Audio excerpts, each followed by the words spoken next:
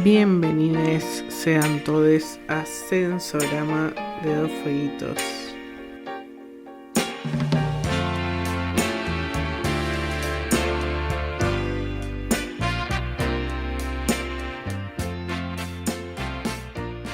Este es nuestro primer capítulo, se suele llamar piloto en general. No sé si le vamos a poner nombre o no. No lo había pensado, pero téngannos piedad que eso se llama. ¿Se llamará piloto? Bueno, decidimos arrancar con una pregunta porque era muy difícil si no estructurar qué íbamos a hablar, por lo menos en el primer capítulo, que es básicamente cómo te acercaste a la lectura. Yo uno de los primeros recuerdos que tengo es de tener 5 años y estar leyendo un libro de sílabas, de Mame Mi Momu, para aprender a leer. Ajá, mi mamá me mima. Sí. Así, tal cual. Tal cual. Sí, no, bueno, yo no sé si tengo una memoria tan fotográfica para lo primero que leí, pero sí, re. No es el primer libro exacto, pero en mi caso cuando tenía 11 años una tía me regaló el primer libro de la saga de Harry Potter y el protagonista en ese momento tenía la misma edad que yo. Entonces de alguna manera la edad fue un factor importante para identificarme con el relato, además de que el género en ese momento me pegaba súper fuerte, el tema de la fantasía, los dragones, los magos, que fue algo que me quedó. Obviamente no es algo que sea exclusivo de una edad, el género fantástico o algún género en particular, pero bueno, en ese momento es un género que pega un poco más, así que hoy en día le agradezco a esa saga, pero la verdad es que no la volvería a consumir porque ya sabemos que quien la escribió tiene unas opiniones odiantes de la comunidad LGBT que de entrada, episodio 1, no vamos a tolerar en este podcast, así que... No vamos ni a nombrarla. No, ni la vamos a nombrar. Así que les agradezco a mis viejis que hicieron lo imposible por conseguir cada una de las entregas de esa saga, pero listo, fue fundante y nada más. Yo uno de los primeros libros que recuerdo haber leído, no habían muchos libros en mi casa, pero una vez encontré uno que había sido de mi mamá cuando iba a la escuela, que se llamaba Corazón, que es de Edmundo Amichis, o Evichis, o como se pronuncia, que más que leerlo me gustaba sentarme y transcribirlo en la computadora, en un Word, tipo diario. Ajá. Escribir el diario de otra persona. Ah, tremendo. Habrá sido escriba en otra vida, ¿viste? Esos que copiaban cosas un millón de veces. A eso jugaba. Ah, tremendo. ¿A qué jugaba? Al escriba egipcio. Y después me compraron mucho la revista Genios y en un momento empezaron a venir libros que se llamaban Cuentos y Leyendas de mi país. Podríamos insertar el himno acá. Literal. Y habían cosas muy raras como historias de un niño siendo gestado en la rodilla de una anciana y cuando nacía ya estaba vestido. Habían dioses sol cagando en una olla, gigantes de piedras que robaban niños y arrancaban cabezas, fiestas de demonios. Muy sereno nuestro país. Muy sereno, pero las ilustraciones eran fantásticas y la mayoría eran muy grotescas, cosa que me gustaba muchísimo, claramente. Los coleccionaba y los leía alrededor de los 9 años y hoy investigando descubrí que son aptos a partir de los 13 años, así que bueno, traumada. Ahí va, con razón. Bueno, yo en esa época también leí cosas del estilo de la saga de Crepúsculo, los Juegos del Hambre, Divergente, como 7 millones de veces me leí eso. O sea, estaban demolidos mis libros de Crepúsculo, los vendí usados después, pero pobres, tenían una guerra.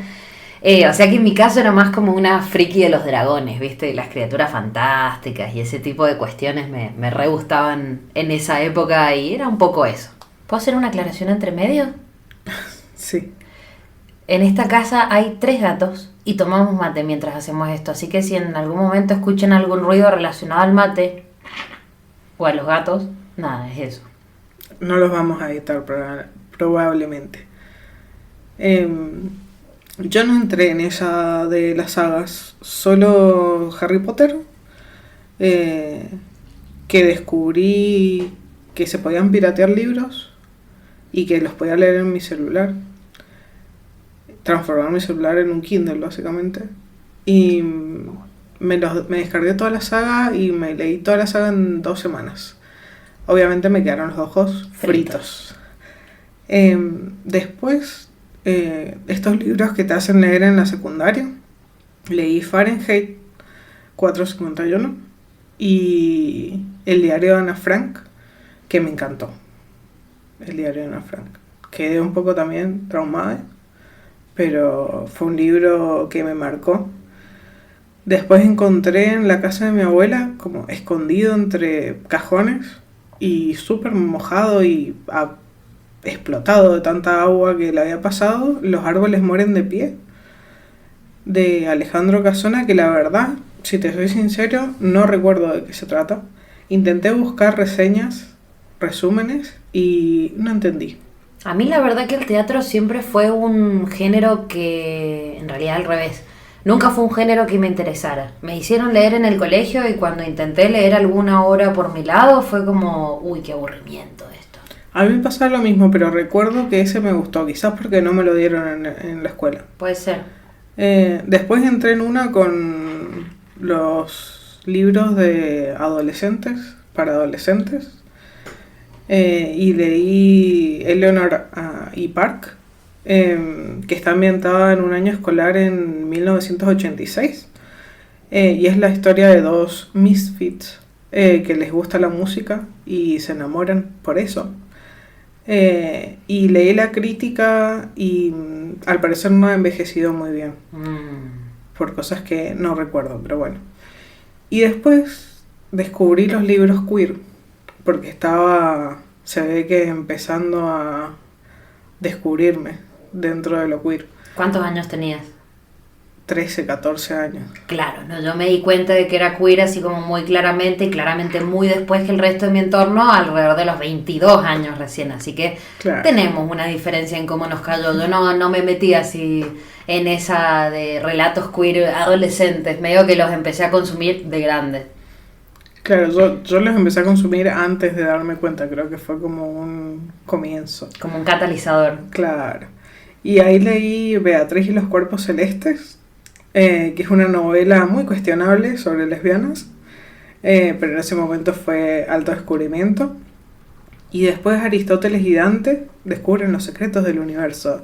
Muy adolescente todo. Pero la verdad que esa fue una historia muy preciosa y sensible para leer en ese momento. De esa no me arrepiento, la verdad. Es más, la volvería a leer. Vi que hay un segundo libro. Ajá. ¿Y está bien puntuado? Está re bien puntuado. Usen Goodreads. Usamos y recomendamos y tenemos nuestro perfil. Sí. Está muy bueno a la hora de elegir un libro. Sobre todo cuando los libros tienen muchas puntuaciones. Porque cuando tienen pocas, tenemos la teoría. Vos tenés la teoría. El otro día me iluminaste. Yo tengo la teoría de que son puntuaciones compradas. Porque después cuando empiezan a subir las puntuaciones, o sea, las reviews, le baja la puntuación muchísimo a un libro. Como cuando lo empieza a leer gente que no está paga. Otro dato, fíjense si lo leyó Julieta Venegas. Sí. Julieta, no sé que parece una gilada, pero Julieta Venegas lee mucho. Mucho. Y hace reseñas en Goodreads muy completas. Muy buenas reseñas. Ajá. No, yo realmente no coincido en el gusto completo de Julieta Venegas, pero te tira un muy buen centro y vos decís, bueno, si Julieta Venegas puso esto, vamos a tomarlo en cuenta. Nada, de repente. Yo creo que lee tanto que no podemos estar de acuerdo con todo lo que lee, pero obvio, la verdad que se toma el tiempo de hacer algo muy completo. Uh-huh. Bueno, yo en mi caso, después de esa parte más adolescente, vino una pausa en la lectura donde leía muy de vez en cuando, un poco porque no tenía mucho acceso y un poco porque también quedó en esa de, era algo que disfrutaba de chica, me hice grande, ya no tenía tiempo, no tenía ganas o cosas por el estilo, pero mientras estaba en la facultad tuve un trabajo bastante precarizado, pero que me permitía comprarme un par de titulitos usados en los libreros de la Alameda, Para quienes no sean de Mendoza o no conozcan, hay un lugar en Mendoza que tiene un montón de libreres que tienen libros usados en distintos estados y algunos nuevos. En ese momento eran bastante más baratos que ahora, y al ser menos conocidos era más probable que te encontraras una joya a un precio impresionante. Hoy en día ya lo valorizan de otra forma y en general las cosas interesantes se les vuelan de las manos básicamente. Pero en ese momento era fantástico, y un poco por estas épocas fue cuando me crucé con quien sigue siendo de mis autores preferidos, que es Julio Cortázar, pero también a otros escritores de su generación, contemporáneos o por ahí, como pueden haber sido por ahí Horacio Quiroga, con su libro, su cuento del almohadón de plumas, muy perturbador para todos quienes lo tuvimos que leer en el colegio, las hermanas Ocampo, Borges, etc. Y sobre todo en ese momento empecé a frecuentar mucho las antologías, porque me permitían en un solo librito leer muchos autores distintos y por ahí llegar a distintos nombres que no conocía. Y hoy en día hasta tenemos un estante en el que tenemos todas las antologías juntas, que son varias. Y además en otro estante tenemos a Cortázar y a Galeano, que bueno, nada, mención aparte, ya hablaremos de él. Sí, para mí en ese momento lo que fue el libro que me hizo dar cuenta que podía leer lo que yo quisiera fue un socotroco, un bodoque de no sé si 500 páginas aproximadamente o más, que se llama Crónica del pájaro que da cuerda al mundo, de Haruki Murakami, que acá a mi compa no le gusta mucho, pero es una novela de realismo mágico donde un joven acaba de dejar su trabajo, le llega una llamada de una mujer misteriosa y de repente desaparece su gato y después desaparece su mujer, su esposa. Y poco a poco su vida se va volviendo muy onírica hasta que los sueños le invaden completamente la realidad. Y me acuerdo que la empecé a leer a los 15 años y siempre llegaba al mismo capítulo, una y otra vez. Una y otra vez llegaba al mismo capítulo y hasta que la abandoné. La retomé más en la adultez y la terminé y la verdad que me fascinó. Bueno, con ese libro hay una anécdota muy particular y muy graciosa, que si ustedes han llegado a este podcast sin saber mucho de nosotros, Indy y yo somos pareja, estamos en pareja hace bastante, y resulta que cuando nos acabamos de conocer, Indy me cuenta que este era su libro, en ese momento me lo presentó como su libro preferido, yo no lo había leído pero lo conocía, y es un libro muy grande, de un autor muy conocido, lo encargué en una librería porque era difícil de conseguir, y me salió un ojo de la cara y me lo leí de principio a final en una especie de ritual de apareamiento, básicamente, y me pareció una basofia, o sea, me pareció... No, a lo que voy... Perdón, me corrijo. Es muy asiático, no entendí un carajo, ese es el tema. Que es bastante difícil entender a la literatura asiática porque va por lugares que uno no entiende todas las veces, entonces creo que un poco fue esa la cuestión. Pero bueno, yo lo hice por amor, así que después leí otras cosas, Tokyo Blues, no me acuerdo qué otro leí de Murakami, la verdad que nunca me enganchó, pero bueno, me parece un tipo fantástico, que aparte incide en uno de nuestros géneros preferidos, que es, vamos a decirlo cerca, el realismo mágico. Después aparecieron otras cosas que en realidad vi la película primero, a escondidas en mi infancia, porque no era una película para niñas, que fue El perfume, la historia de un asesino. Después descubrí una distopía que se llama Desconexión, de Neil Shusterman, que habla sobre abortos retroactivos, y la verdad que la idea de leer sobre eso me llamó la atención. Y es una distopía donde los padres pueden optar por desconectar, entre muchas comillas, entre los 13 y los 18 años a sus hijos, a adolescentes problemáticos o con alguna discapacidad o como diezmo para una religión, re tranqui todo. Así comienza la historia de los 3 personajes principales de esta saga. La empresa que los desconecta promete que las personas no mueren y continúan viviendo en los órganos que son repartidos a las personas que lo necesitan. No leí más que el primer libro, pero la verdad que es una saga que siempre quise continuar, pero los libros son muy difíciles de conseguir acá en Argentina.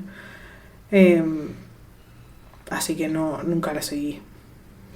Bueno, una cosa que me pareció también fundamental en todo esto fue la saga de los confines de Liliana Bodoc. Para mí también tuvo un entrecruzamiento temporal y, si se quiere, ideológico con Las venas abiertas de América Latina. Yo me aproximé a este último libro, que es de Eduardo Galeano, en realidad sin saber bien de qué se trataba. Yo pensé que iba a hablar algo más tipo relatos. Yo no sé si había leído algo como alguno de sus otros libros, que es más de un relato por hojita, cosas por el estilo. Como el libro de los abrazos. Como el libro de los abrazos, Memorias del fuego, como todos estos libros. Entonces me esperaba otra cosa y de repente me comí este libro que explicaba toda la historia de América Latina desde la óptica de la crítica al colonialismo. Y un poco de la mano leí la saga de los confines, y la saga de los confines, si bien es una saga fantástica de Liliana Bodoc, para mí tiene muchísima correlación con la colonización de América, o de estos territorios que existían de otra forma antes del siglo XV, básicamente. Entonces para mí fue muy importante y un poco marcó que no necesariamente la fantasía se hace para infancias. Porque obviamente que una infancia, una adolescencia puede leer la saga de los confines, pero hay otra lectura que se puede hacer desde la adultez, tal vez conociendo otro tipo de contexto, que me pareció impresionante y que me parece una saga hermosa, que me la defenestraron en un momento y me dijeron, Úrsula K. Le Guin es mejor, y yo no he leído a Úrsula, pero me parece que desprestigiar algo que aparte toma del folclore propio es bastante pedorro. ¿Puedo decir pedorro? Sí. Pedorro. Yo también llegué a esta saga en la adultez y me fascinó. También me comí todos los libros uno tras del otro. Me falta leer Oficio de Búhos. Que es como una especie de spin-off, precuela. Sí, no me acuerdo como a qué correspondería, pero sí. Y ya en la adultez, o sea, hice una pausa ahí en el medio, en la que solamente leí teoría, porque entré en la facultad. Y después, cuando conocí a Piki, también me dio un ritual de apareamiento. Me prestó Bestiario de Julio Cortázar. Y con ese libro empecé a leer de nuevo. Y desde ahí no he parado. Felizmente. Bueno, yo a los 20 y pico... También por ahí abandoné un poco el mandato de haber tenido que leer clásicos, o sea, de tener que tenerlos en mi haber. Y empecé a meterme como en otras voces. Coincidió con que descubrimos con Indy una librería acá en Mendoza que tiene un catálogo muy particular, bastante distinto a los catálogos de las cadenas más comerciales. Y ahí cagamos, ya empecé a leer como bestia, de ahí en adelante. Y agradecemos a Luditas y a Cristian. Sí, si nos estás escuchando, gracias, porque gracias a vos un poco existe esto, ¿viste? Pero sí. Bueno, por lo menos nuestro incursionar en voces nuevas.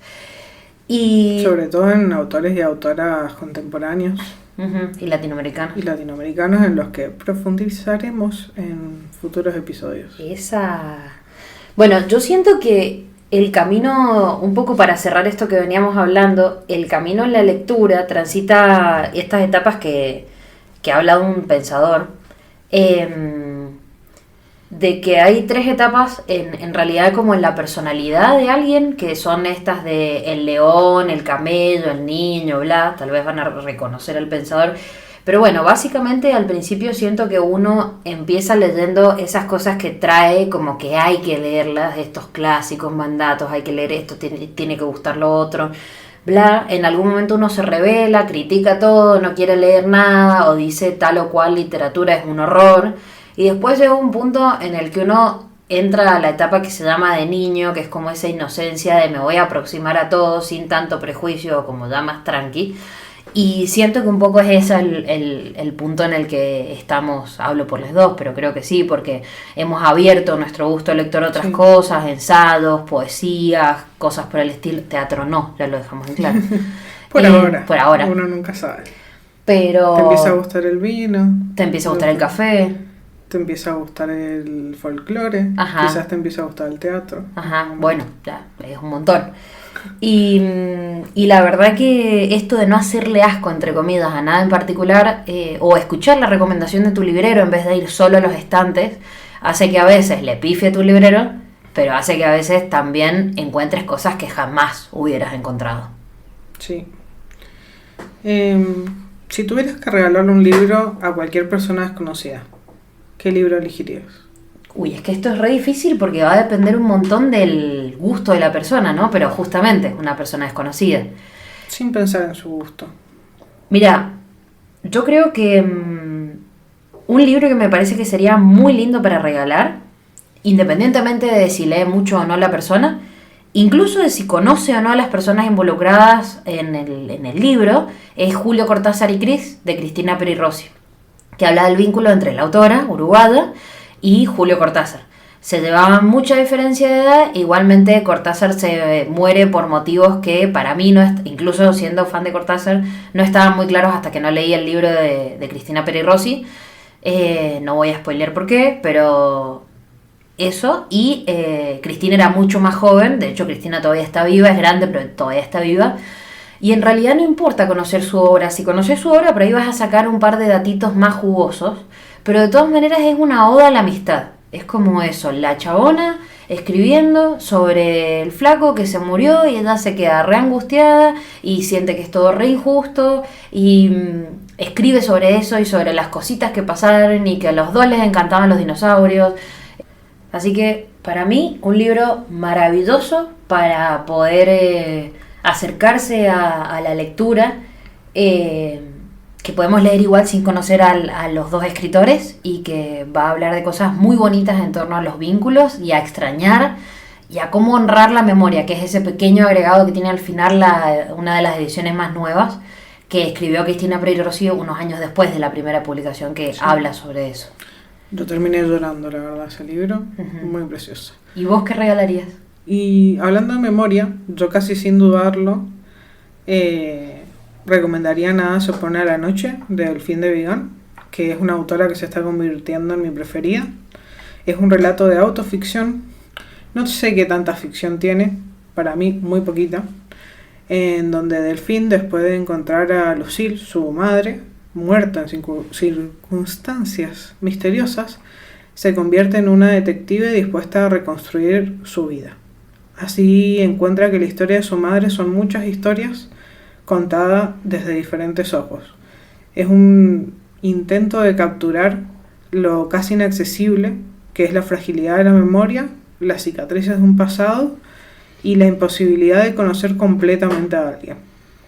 Después de este libro, recomiendo leer, que lo leí hace muy poquito, Basada en hechos reales, que es una continuación sobre las consecuencias que tuvo escribir este primer libro con su familia y todo lo que conlleva revelar los secretos familiares. Porque hay mucho chisme. Mucho chisme. Muchísimo. Yo no he leído Basada en hechos reales, pero sí leí Nada se opone a la noche, y por lo menos Nada se opone a la noche tiene una cantidad de chisme familiar impresionante.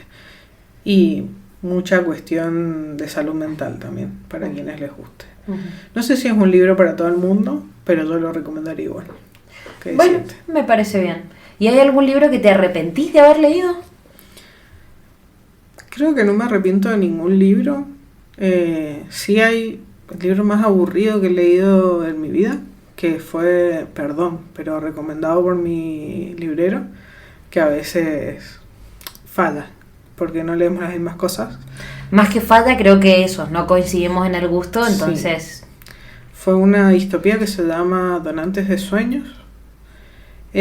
Por suerte fue un libro corto, que no tardé mucho en leer. Terminó muy insulso, como que todo el libro abrió muchísimas tramas que no terminó ninguna. Podría haber sido tremendo y no estuvo desarrollado.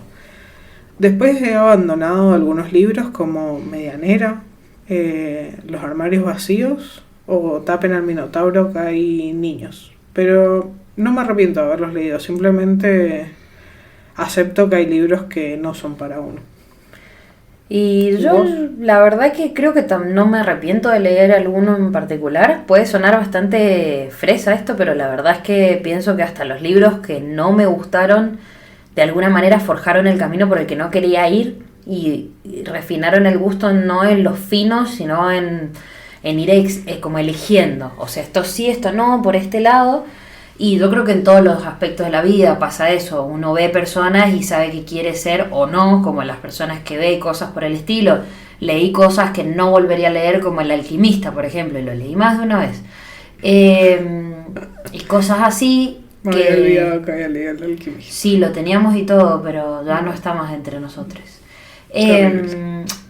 Pero bueno, creo que son momentos en los que uno necesita una lectura que tal vez desentona con el estante, con el resto del estante de cosas que tiene, pero no arrepentirme, para nada.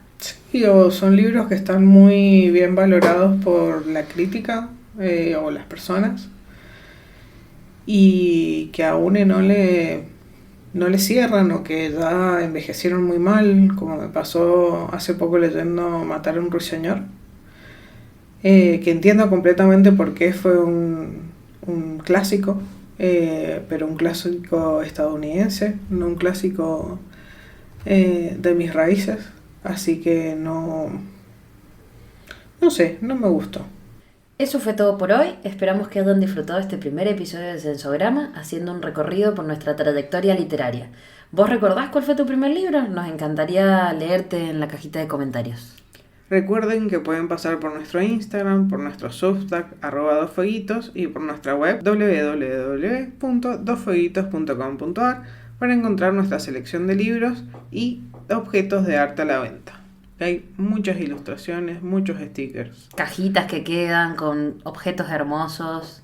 Por cajitas nos referimos a nuestra suscripción literaria, que por el momento está pausada, pero tenemos entregas anteriores todavía. En stock inmediato, salen ya como pan caliente. Exactamente. Nos vemos pronto. Chau, chau. Gracias a todos por venir. 1000 besos, 1000 besos, 1000 besitos, 1000 besos. ¿Ya por fin se fueron todos? Ay, qué alivio. No puedo sonreír así todo el tiempo. Tengo las mejillas entumecidas. ¿Puedo descansar? Esto fue Sensograma, por Dos Fueguitos, un registro sensible de arte, literatura y cultura. Muchísimas gracias por estar ahí. Nos leemos y escuchamos pronto. Con cariño, Indy y Tiki.